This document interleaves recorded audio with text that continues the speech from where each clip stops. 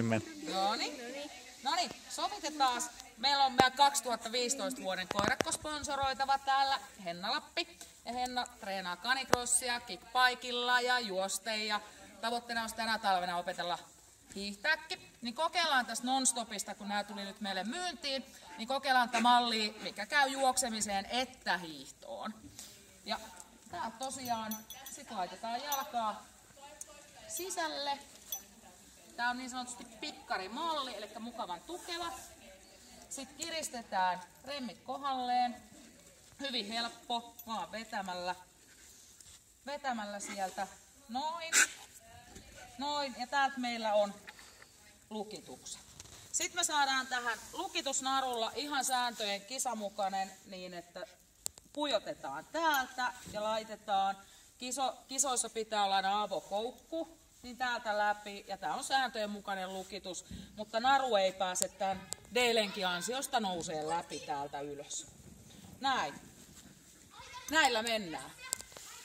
Sitten otetaan toi koira tuolta kansin, päästään treenaamaan nää valjashommat. Sivu! Hyvä, taitava, noin.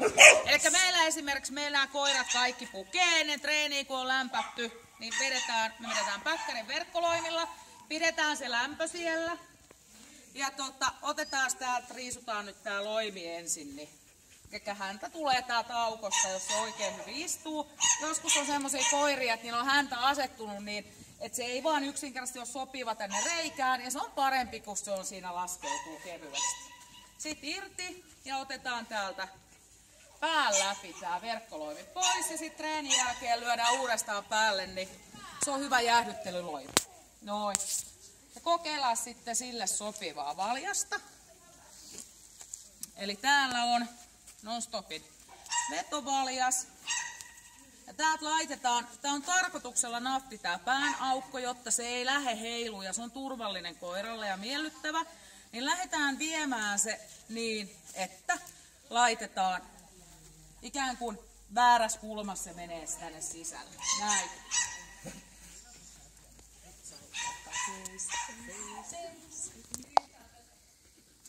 Ja sitten nyt kun on saatu tää valjas päälle, niin pystytään mitottaa. Eli täällä olisi ideaali, että pikkasen täältä niin kun rintalasta yläpuolelta, sun yläpuolelta tulisi tää.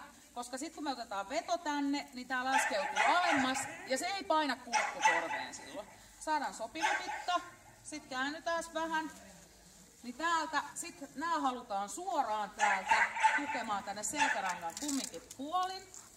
Täältä säädetään täältä alempaan sopiviksi niin, että täältä menee kylkiluiden päällä. Eli sitten on jo varma merkki, että on liian iso valjaskoko, kun se menee kylkiluiden alapuolelle. Niin saadaan täältä ja sitten haetaan tää remmi tänne, mistä häntä lähtee. Niin siihen kohti, siihen loppuu remmi. Ja tänne tulee kiinnitys.